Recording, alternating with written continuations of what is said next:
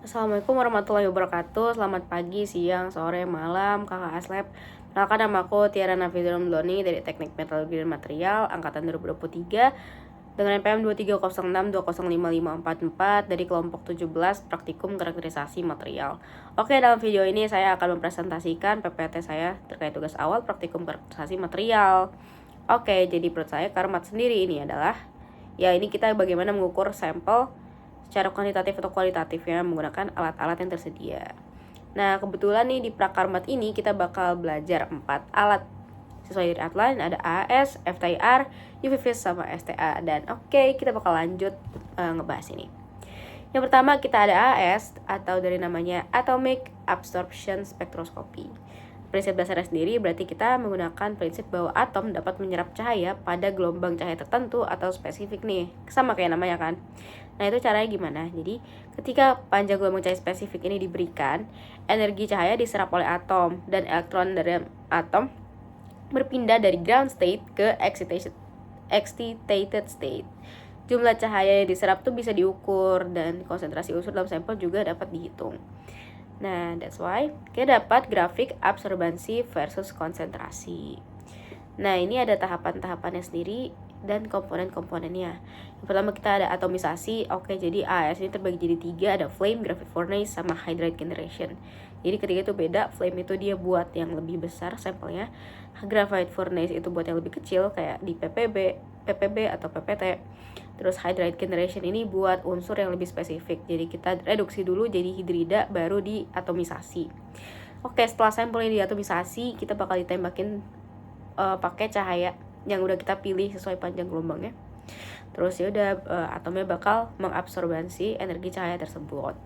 Setelah itu kita akan memisahkan radiasi yang tidak perlukan dari spektrum menggunakan monokromator dan bakal diukur intensitas cahayanya di detektor menggunakan fotomultiplier yang diidentifikasi sesuai panjang gelombangnya.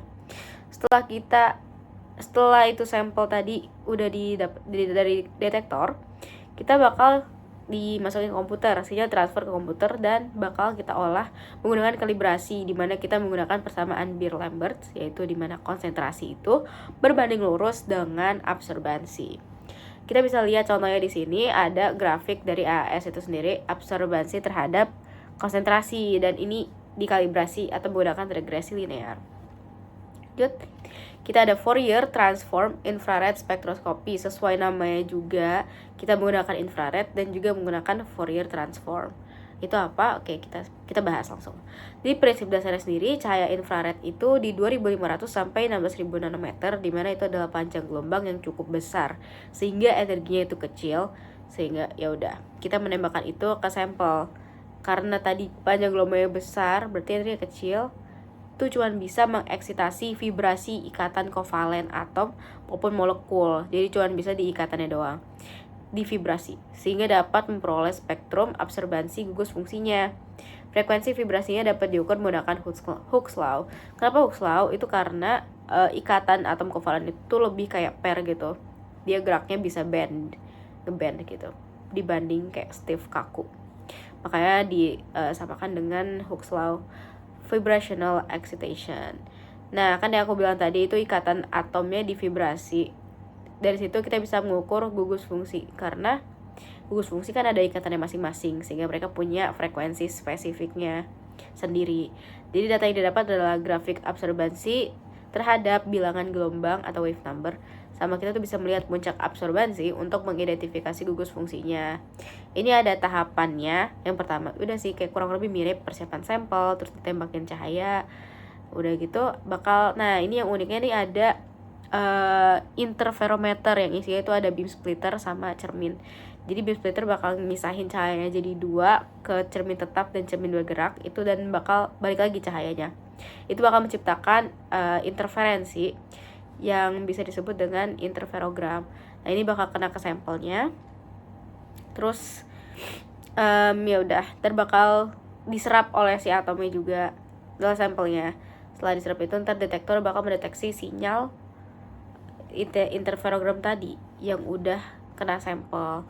Nah, dari hasilnya kita dapetnya interferogram, tapi kita menggunakan Fourier transform atau bukan mekanisme sih, itu kayak perhitungan matematis gitu, menggunakan integral Jadi itu ngubah fungsi menjadi fungsi lain. Nah ini dari interferogram ngubah jadi spektrum panjang gelombang yang biasa kita pakai kayak gitu lewat komputernya, makanya disebutnya Fourier transform. Dan udah itu jadi infrared dan kita tinggal analisis dan interpretasi datanya. Udah nih ada contoh penerapannya, kita bisa gunain buat ngedeteksi cancer atau kanker. Ini ada juga tabelnya, contoh nih daerah frekuensinya itu beda-beda buat tiap senyawa, karena ya udah yang seperti bilang tadi, ikatan mereka itu berbeda. Misalnya ada alkana itu karbon dengan karbon single bond, ada alkena itu double bond karbon, dan sebagainya. Oke lanjut, di UV spektrofotometri dari nama sendiri menggunakan UV dan visual. Jadi UV atau visual itu sendiri dan visual itu sendiri berarti spektrumnya di antara 200 sampai 800 cm, jadi lebih kecil dari infrared, energi lebih besar. Nah, jadi bakal ditembak ke sampel cahayanya, sampel nyerap sebagian energinya sehingga atomnya tereksitasi dari ground state ke excited state. Dan ya udah kita mengukur dari UV vis ini, mengukur perbandingan energi potensialnya. Dan itu disebut juga dengan absorbansi. Oke, kita dapat jenis-jenis UV vis itu ada single beam, ada double beam. Bedanya apa? Ya udah kayak namanya, single beam cuman sekali tembak satu langsung lurus ke sampel. Kalau double beam itu dia bakal ke split, ada pemecah sinarnya. Di double beam ini sendiri itu pakai perbandingan gitu antara referensi sama sampel. Jadi nanti cahaya itu ada yang ditembak ke referensi, ada yang ke sampel, jadi kebagi duanya kayak gitu. Terus ntar bakal ada perbandingannya. Sedangkan single beam tuh langsung cuman ke sampelnya aja. Nah ini ada tahapan dan komponennya kurang lebih sama kayak tadi, kayak AAS atau kayak si FTIR. Kayak AAS sih lebih miripnya. Ini juga menggunakan Lambert-Beers law. Ini bisa dilihat di sini fotonya. Dan ini hasilnya dapatkan grafik absorbansi berbanding dengan konsentrasi. Ini juga bisa dipakai calibration plotnya. Kayak gitu. Oke, lanjut. Kita ada yang terakhir, ada simultaneous thermal analysis, di mana STA ini adalah gabungan dari thermographimetric analysis dengan differential scanning calorimetry atau DTA juga differential thermographic analysis. Jadi gabungan antara TGA dan DSC atau DTA. Sehingga jadi kondisi sampelnya ini sama, tapi bisa dapat dua pengukuran, yaitu yang pertama perubahan massa, yang kedua itu perubahan kalori.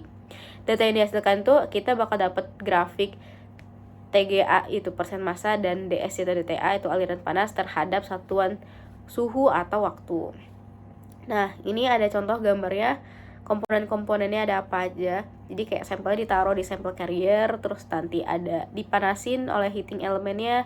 Gas pertama dimasukin gas dulu, gas inert biar nggak berikatan ya sama sampelnya. Tapi atmosfernya kita sesuaiin gitu, isi ya di dalam situ lewat pakai gas inert tadi. Terus bakal dipanasin oleh heating elemennya, furnace thermocouple itu buat ngejaga suhunya.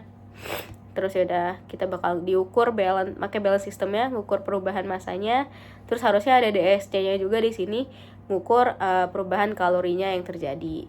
Seperti contohnya ini kita dapat grafiknya, ada DSC itu dalam satuan MW dan juga ada TG itu dalam satuan persen massa terhadap temperatur. Nah dari DSC sendiri itu ngasilin grafik yang ini, yang temperature glass, crystallization, melting, thermal decomposition itu dari DSC-nya.